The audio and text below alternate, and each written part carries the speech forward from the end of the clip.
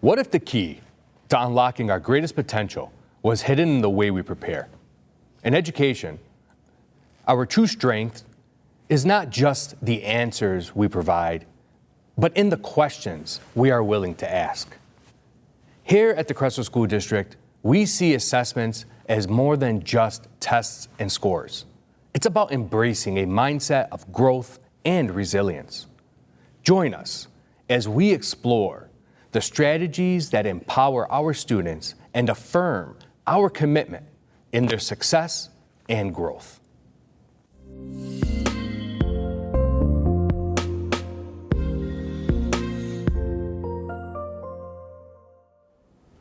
Hello, Crestwood family. It is said that victory belongs to those who prepare, and preparation is the bedrock of achievement. I am Dr. Mosallam, your superintendent and host for today's District Discourse, where we will cast a spotlight on assessment preparation. Joined by our panel of experts, we will explore the strategies that provide our students with the necessary knowledge and skills for success. Welcome to District Discourse, where we spotlight assessment preparation and the pursuit of knowledge that meets the mastery of readiness, not just in our classrooms and on tests, but at every stage of their learning journey. Now, I would like to take a moment to invite our guests to introduce themselves and let the community know what their roles are here at the Crestwood School District. So I would like to start to my left. Hi, my name is Jennifer Ray. I am the testing coordinator at Crestwood High School. My name is Michele Montgomery. I am the literacy coach at Highview Elementary. Hello, I'm Christina Adkins. I'm the numeracy coach here at Riverside Middle School. Hi, I'm Julie Jamieson, and I am the literacy coach at Crestwood High School. Well, I want to thank the four of you for being here and taking the time out of your busy schedules, especially, this time of year, getting ready for everything that's happening. And, I just feel that us talking about assessments is very important. And the reason for it is our goal here at the Crestwood School District, as I'm sure you're all aware, is, our assessments such as the MSTEP, the PSAT, the SAT, iReady, all these different assessments that we give. A lot of times people may wonder, why do we give these assessments? What's the purpose behind these assessments? And I think this conversation will really help people understand what these assessments are, what their purpose is. I'd like to just start out real quick by saying, with the MSTEP and the PSAT and the SAT, those are state and mandated assessments. We must give those assessments according to the state so that we can assess the growth of our students year over year. But at the same time, we as a school district, we give other assessments such as the iReady, but also assessments within the classroom, because the idea behind these assessments is to assess our students as they're learning so we can adjust our teaching to meet our students where they are. So assessments aren't always a bad thing, and I want to make that clear to everybody. And can they be somewhat nerve-wracking? Yeah, of course. I mean, anytime we're put in front of someone or someone says, hey, I'm going to test you on something, we're like, whoa, no, what's going on? But I think our conversation here today is to take that fear away and to discuss what it is and why we think these assessments help our students move forward. So the first question I have to pose, and please, anyone feel free to answer it. We're just going to have a very nice dialogue, is with our assessments, how have we as a school district used our assessments to make adjustments in the instruction and or curriculum that we use to help our students grow? And I'll open it to the floor. Looking at assessment scores is one way for teachers to get an idea of where their students stand and to group students accordingly, to deliver that kind of small group direct instruction for where students may need a little bit more support. It also helps us at the high school to determine the proper placement for students in certain classes, to make sure that they are being challenged, but also that they are getting their needs met in terms of what they might need more help with or more support with from their teachers.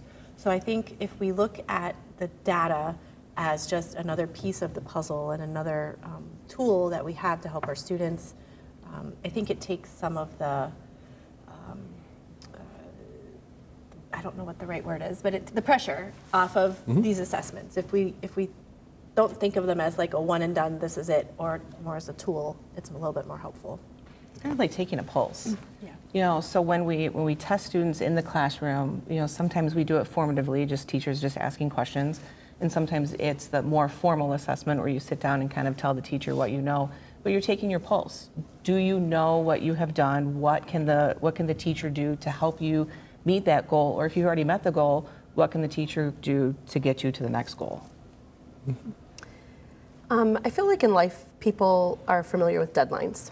And so I think if we kind of look at the pressure that we put on students as a deadline, it creates a stigma around it, right? Like you have to know this by this time. Pacing is a huge piece of an educational environment. And so there's a necessary task of knowing where everybody stands and what needs to happen with our pacing. Do we need to go faster? Do we need to go slower? Do we need to give some extra support or give some more enrichment to the higher level learners? And we can't really do that if we don't take a pulse that's equal and fair to everybody. And so the trick is to teach the students and to foster the idea that rather than this being a deadline, which everybody understands, even the parents, and I think that the parents and the students and the teachers all see it that way, like we're pushing towards this deadline. And rather than seeing it as that deadline and looking at it more as an opportunity for us to take a pulse, like Ms. Ray said, measure where we're at, and then turn around and say, okay, what can we change either in that moment or in preparation of this same moment next year? And our individual classroom assessments allow us to do that ebb and flow several times, where the state tests, it's one and done. iReady is 3, you know. So there's different opportunities for a student to show what they know and a teacher to adjust what they need to so that that's no longer a deadline and it's just a moment in time. In addition to using assessments to provide quality education for our students, we're using our M-STEP performance results to monitor our programming from a teacher viewpoint. So we look at how the students did that previous year, and we look at the type of instruction that we're providing and what adjustments we need to make. For example, this year we focused a lot at Highview on the organizational structures of writing, because that can flow into their reading, understanding, and their own writing, just giving them the structure. That was a weakness of ours, and so we want to improve upon it, and we've been focusing intently on that, and we look forward to seeing how those efforts are rewarded. You know, I want to extend upon what you just mentioned, because I think every one of you touched upon that we use these assessments to make adjustments. It's not just a test where the student is, but for us to make adjustments. And you mentioned, you know, at Highview, I know at all 3 of our elementaries right now, there's a major focus on writing, because the identification is writing is going to help our students excel in every area. Absolutely. Because they put thought to paper. You know, it's that muscle memory type of idea.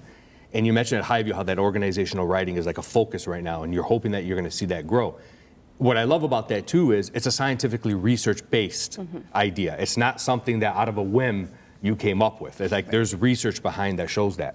I'd like to go around the table and just take a moment if each of you could touch upon one thing that you changed with your teams through the school improvement process and evaluating the data that you're hoping is going to continue to grow the success of our students. I think it's how we question students. Okay. Would be the biggest change that I see at Riverside, or starting at Riverside. When we look at those state tests, when we look at the iReady, when teachers are sitting with a student or looking over their shoulders as they're working on different assessment tasks, we're gathering information on what we're presenting to the students and how that marries with what the students expected to answer. And I know the elementary school has adopted the iReady math program, which fosters that style of teaching, or style of questioning, a lot better than our previous materials have. And as we move that into the middle school, the students have to make an adjustment in how they're responding to the curriculum. The teachers have to make an adjustment to how they're presenting the curriculum.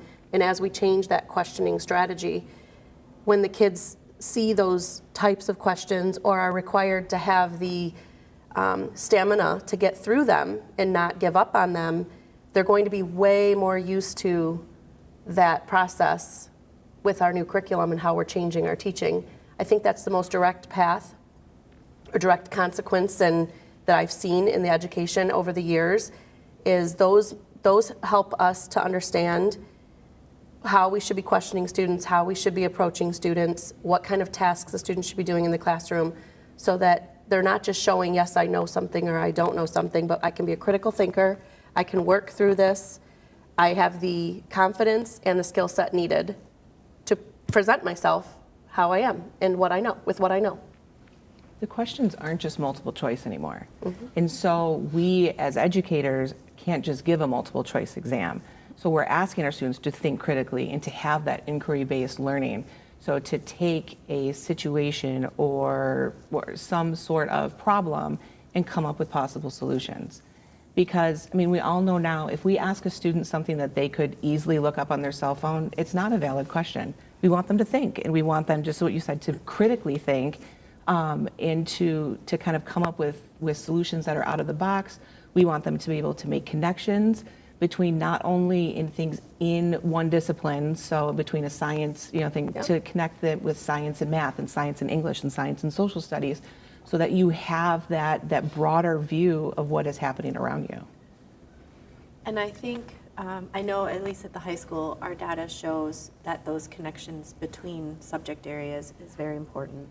And so we have really been pushing for more content literacy, discipline literacy, however you want to label it. But the idea that reading has to happen in all subject areas. It's no longer just for the English classes. Same with writing. Reading and writing both have to be happening across disciplines, across content areas, because that's what these assessments are showing our students need, and it's also what they're being assessed on. The SAT is not just an English test. It's can you read this scientific text? Can you read this social studies text? And can you answer questions about it?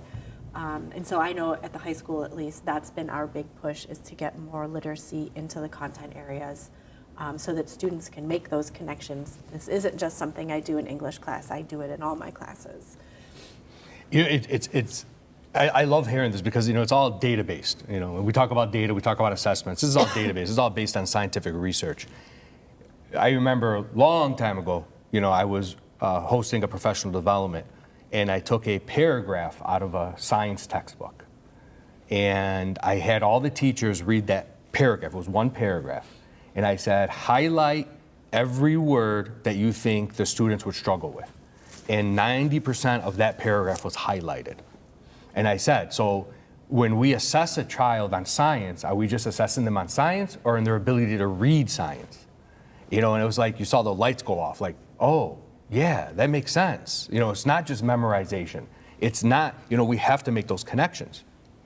So there's always an elephant in the room when it comes to assessments. And I want you to talk to this. I always say to people, when we talk about the MSTEP, the PSAT, the SAT, oh, we're teaching to the test. And that's always the elephant in the room, because I think there's a misunderstanding of what teaching to the test means. And I'd like you to go into some detail on this part. We also follow power standards, Michigan State standards, right? We follow the core academic standards. So what does that mean to our teaching and the test? Is it teaching to the test, or is it teaching to the standards which are covered on the test? I'll leave that open. Well, I'd like to start by sharing our belief at Highview. The best test prep is daily, consistent attendance at school. As you said, the MSTEP is testing students on 3rd and 4th grade standards. So that's what we teach. If you're present in school, we use formative assessments to make sure you're gathering the content. And so that is the best way to test prep. Along with that, we are working to eliminate any access barriers. It's the first time the students are going to see a standardized test on the computer in 3rd grade. It's different than our iReady diagnostics that have cartoon characters, and it's a little more kid-friendly. So the MSTEP can seem very harsh.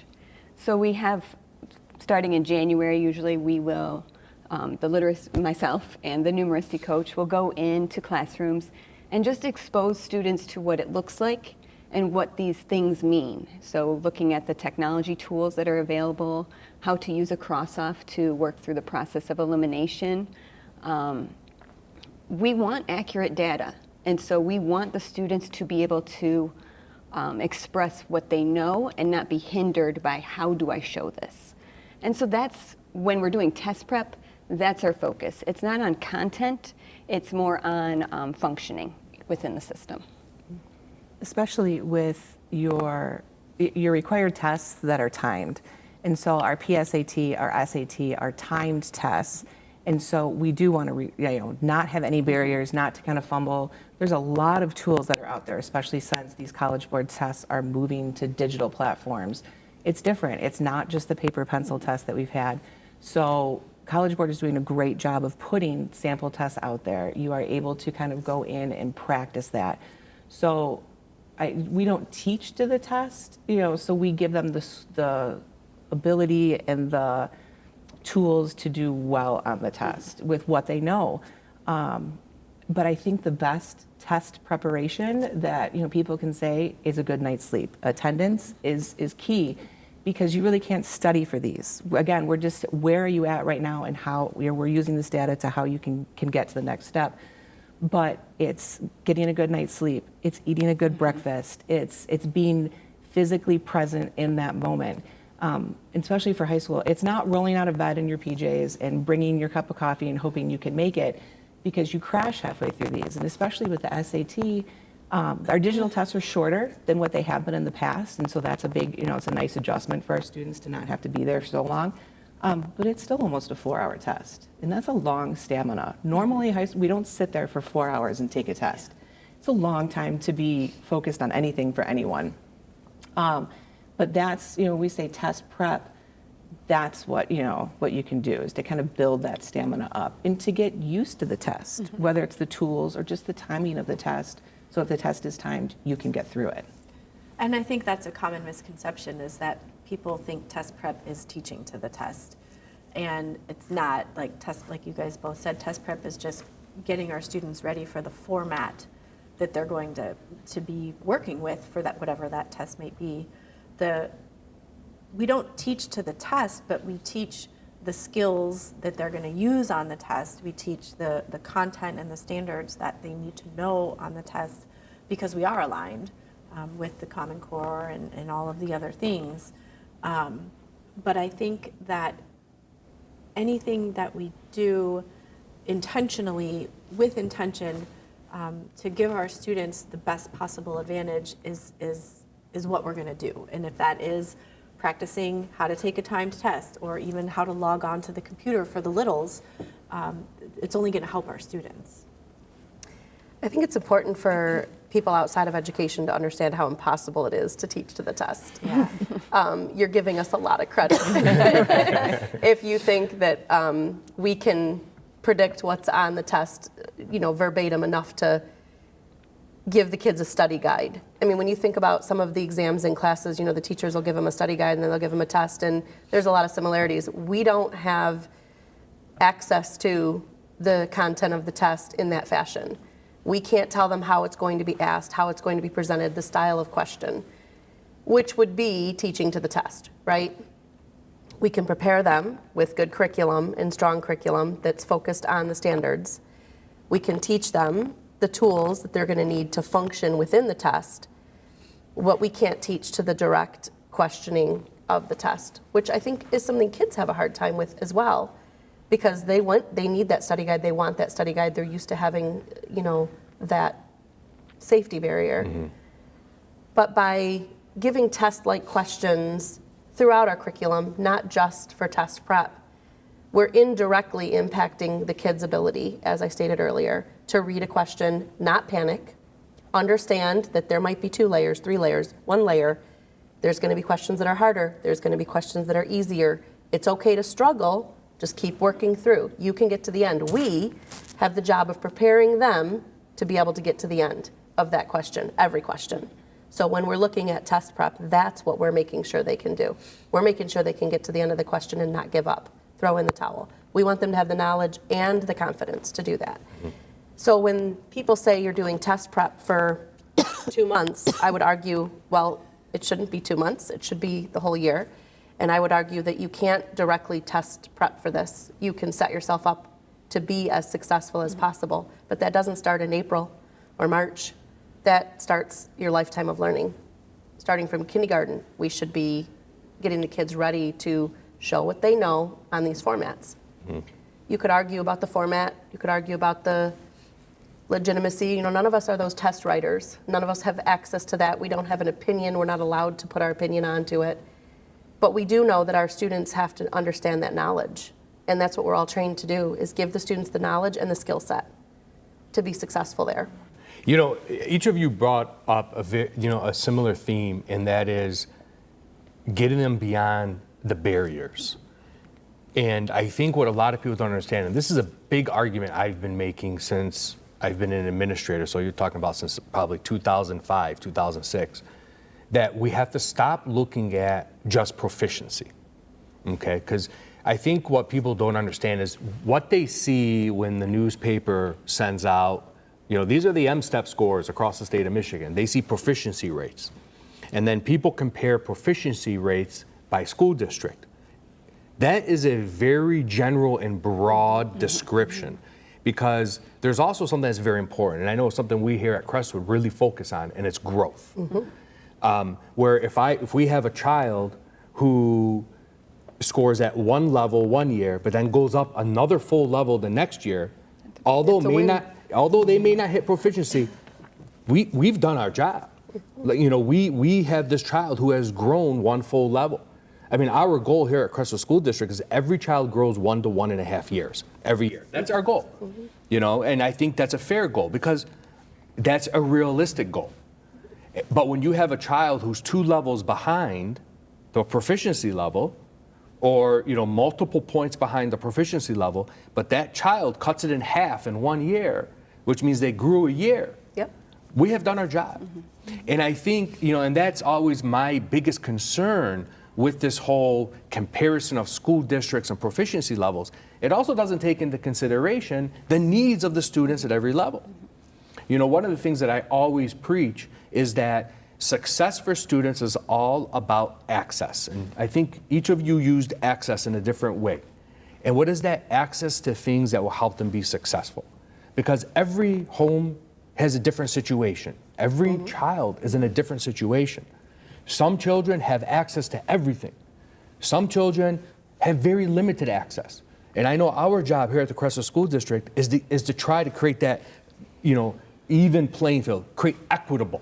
It's not going to be equal, but be as equitable as possible for all our children. A child who just comes from overseas, who may have had interrupted schooling, a child who's learning English for the first time, a child who may be dealing with a situation at home that's very traumatic. I mean, there are all of these things that play a major role into these assessment scores. But, you know, I think if we continue to look at our children growing a year to a year and a half every year, are we doing our job? Yes, we are doing our job. Do we want to get them to proficiency? 100% we want to get them to proficiency. But we have to always understand, and I always say to the community, you know, talk with your child's teacher, talk with the school, you know, have that conversation. Because, and I know we are trying to reach out more before the parent reach out. You know, and I know we're still in that process of working on that. So something I want to put on the table, and this is, again, we talk about thinking outside the box, is that paradigm shift, okay? The idea of, look, we're in the 21st century, but we still have a 20th century school dynamic. You know, we still are focused a lot on this, you know, by the bell schedule and all that good stuff. Our kids are different today. Our communities are different today. You know, we all have an Encyclopedia Britannica in our hand. So if there's anything we want to get, we'll get. You know, I will tell you, I remember my mother would buy a new, like a different encyclopedia book from Kroger in process because we couldn't afford to go and buy a whole encyclopedia set because my mother wanted me to be successful. Where now, if you ask kids, open up the encyclopedia, they don't even know what you're talking about, you know? So you open up your phone. So true. Learning and teaching is changing. As your superintendent, I can tell you right now, as teachers, you come to me and say, Yusuf, we want to shift this. We want to do these out-of-the-box things. Can you help us on it? I'll be 100%. Because if that's what's best for kids, we're going to do it. Right. but we need to get everybody on board to do it. So talk to me about some of the things you, like right now, if you had a magic wand, what would be your paradigm shift? I know, it's a loaded question. Mine has to do with what the kids have access to.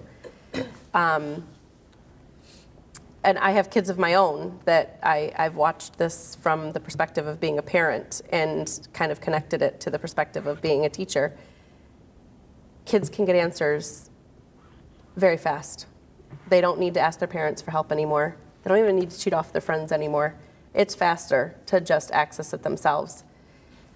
It's teaching them what to do with that ability. Like, how can you use that to help you versus hurt you? And I feel like, especially in the 8th grade classroom, and I'm sure in the high school level too, oftentimes I'm saying to kids, can you get the answer from your friend? Can you get the answer from the phone, the computer? Absolutely, 100%, it's there. But when you don't have access to that, when you're in a locked testing environment, are you going to know how to approach this question? Are you going to know what they're even asking? I think that's huge. We have to shift our mindset to, or from, I should say, everything I give a kid is going to genuinely be what the kid knows, to this kid's probably able to answer this outside of their knowledge base.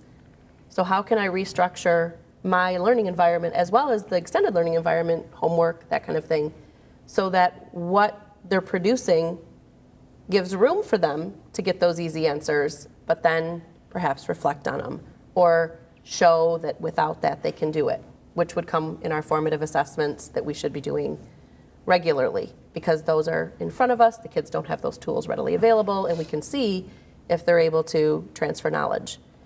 I know as an adult who grew up with encyclopedias, if you ask me to go back and look at an encyclopedia, it's going to take me a minute, and that's how I was raised and how I learned. But I'm so used to the technology. And the kids today, they never had to go back and, even a glossary to understand its alphabetical order. They don't have to do that. So for me, it's figuring out, and I've talked to many of the teachers that I work with, how do we get past the do your own homework, because nobody is, to, okay, if you get help, if you have dialogue, or if somebody gives you the answer, transfer that to understand where it came from. When we were kids, we looked at an example, and we had to do whatever they did on a different problem. These kids don't have to do that transfer. So for me, it's figuring that out. That's the shift that I want to see happen. Kind of like, piggybacking off of what you said with the students like not doing their work, we need to shift the whole mindset to learning, and not just, I'm doing this assignment for points, I'm doing this assignment for practice and to learn it.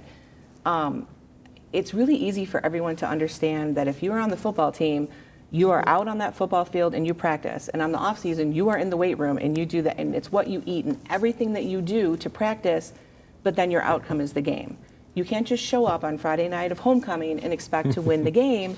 This is something that's done from January on, and that's the shift. If I could have my magic wand, that's what I would do, is to shift it to, have I learned it? And not when a staff member says, hey, here's this assignment, let's work on these problems. Is it for points? Yes. It's not that, it's for, I want you to practice it. And sometimes, we all know, we've all had those experiences where we've had to practice for weeks until we get something right. Or you get handed something and it just clicks, and then you practice 2 or 3 and you've got it. And it doesn't matter if you have to practice 2 or 3 or 500 times, you do it until you understand it, until you get it. And I want to switch that sports mindset into a classroom mindset.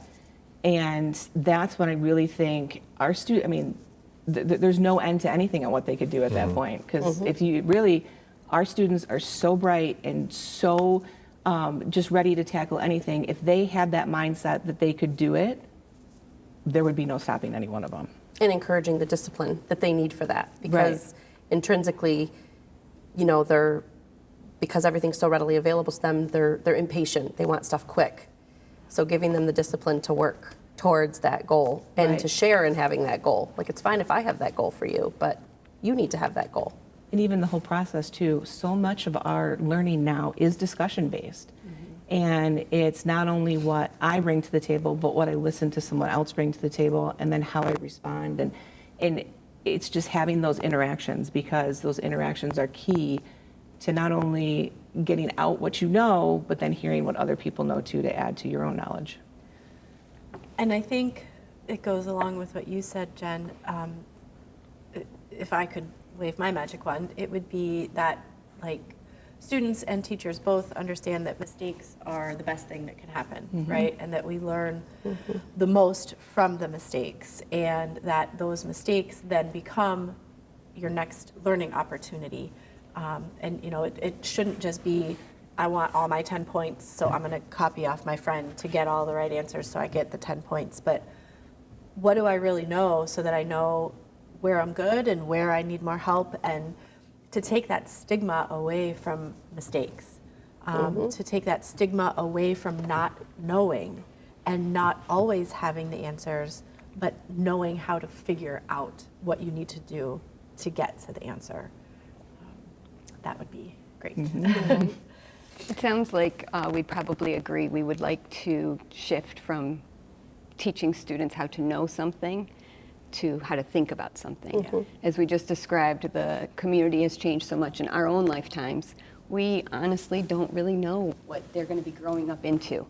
And so it's most important for us to have those practice opportunities for students to develop their thinking skills, their problem solving, their discourse skills, so that they can cooperate with differing opinions. Those skill sets are going to take them farther than a school content will. So that's always my focus. Like, how do you know? How are you going to figure it out? What could you do? You know, magic wand. I like makerspace. I like PBL, project-based learning. I like a problem. Students collaborate and discuss, fail, readjust, and grow. And that's going to create our inventors of the future. You know, everything you talked about is so important, because in education, it's said that we are always one step behind. Like, we're always one step behind of what the new technology is. We're always one step behind of what the new global environment, and we're always trying to play catch up, which is understandable, because at the same time, we can't read the crystal ball. And educational funding, even though it's better now than it's been in a long time, it's still nowhere near it needs to be to really go to that next level. And that could be another episode. but what you're all talking about supersedes any changes in the future needs of education. Teaching children how to think, and not to be robots, and not to master memorization. To have the ability, we live in a society today that is controlled by social media, where everybody sees the positive or fake outcome. Nobody sees the work that it took for that person to get where they are. And we have to change this paradigm. We have to have a paradigm shift with our children and our parents, that success comes from failure. Nobody wakes up, rolls out of bed, and has a successful day without failing at something at some point. I failed at a lot of things, you know, and I'll just tell you, this past weekend, I felt like I was failing at something again. But that's normal. And we have to get children and parents to understand that when we go into these assessments, it's not about pass or fail. It's about identifying where you've grown. Give it your best. Give it your all. Because ultimately, at the end of the day, when you give it your best or you give it all, you're giving us an opportunity to help you even get better. So for final words, I'd like each of you just to give some recommendations to parents and students as they get ready for this testing season. Like, I know we said be in school and get a good night's rest, but what are some other things that you would recommend as, you know, a teacher, a parent, you know, somebody who's around children yourselves? What's some of your advice? I'm going to tell my families and my students to build their muscles, their stamina muscles. I tell my students every day, nightly reading. I have my own third grade child, and that is a battle sometimes to get that nightly reading. But as you mentioned, the stamina, the effort needed to engage with the assessments, we want them to be prepared, right? And that's like training your muscles. So just like we can't run onto the soccer field and be the star, we have to go to practice. We have to read daily for a sustained amount of time, 20 to 30 minutes, building that focus. With the YouTube clips and everything, our focus is so short now. So that's the best way to help our students. I think in the high school setting, especially with your time test, your PSAT and your SAT, it's important to get used to the test, to get used to the test format. Take your practice test. Once you've taken the practice test, you can hook it up into Khan Academy. You can hook it up, and there's a whole bunch of different things that you can do to be able to see what you still need to work on, and then to work on those skills. But the best piece of advice is the day of, just take a deep breath. Like, it's okay. Again, it's a snapshot. Why I always tell my juniors, because they're nervous. I mean, when you're taking that SAT, it seems like this huge test, and their whole entire lives are going to be determined by this test. And I was just like, listen, we want you to do your best and to give it your all, but take a deep breath. And like, what happens if you don't do well? And they're like, I don't know. I'm like, you can retake it. It's okay. So, and I was like, do your best, find out where those, strengths and weaknesses are, and then move on and go from there. And then you kind of see them go, okay, like, this isn't the be all end all. We just want you to do your best. I guess my advice would be for students to talk to their teachers and set goals. We've been pushing data conferences at the high school because so many times kids take these tests and they never know their scores, or they never know what to do with their scores, or no one ever discusses their scores and what they mean. So for students, have that conversation with your teachers about what your practice scores mean, and then set a goal for the test, and then convey that goal to your parents. Talk to your parents about, this is what I got on my practice test, this is what I'm going to try to get on my next test. And really go into it intentionally with that mindset of growth, and set goals for yourself. I think I would like to piggyback off of what Mrs. Ray said, the test anxiety.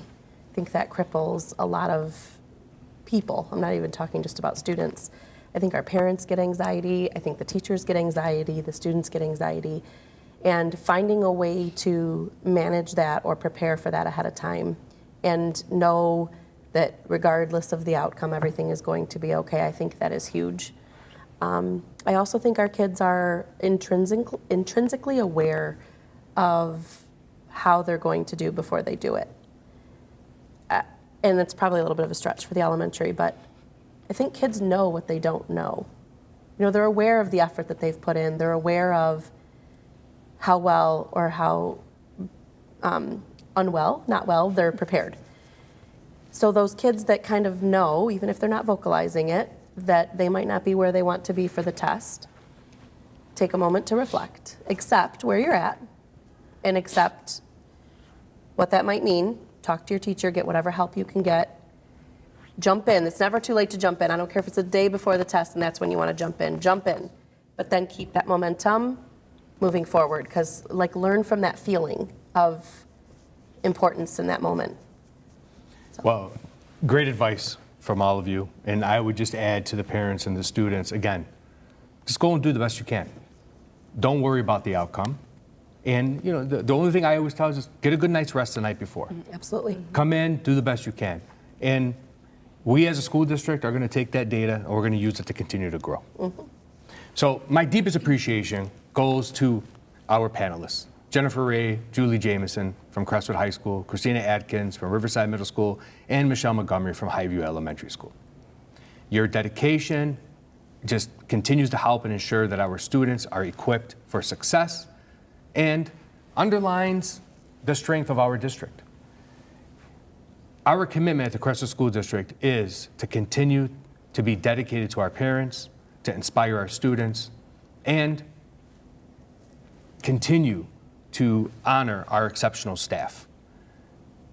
I can tell you, everybody that's watching this today, if it's staff, students, or parents, your words are words of wisdom.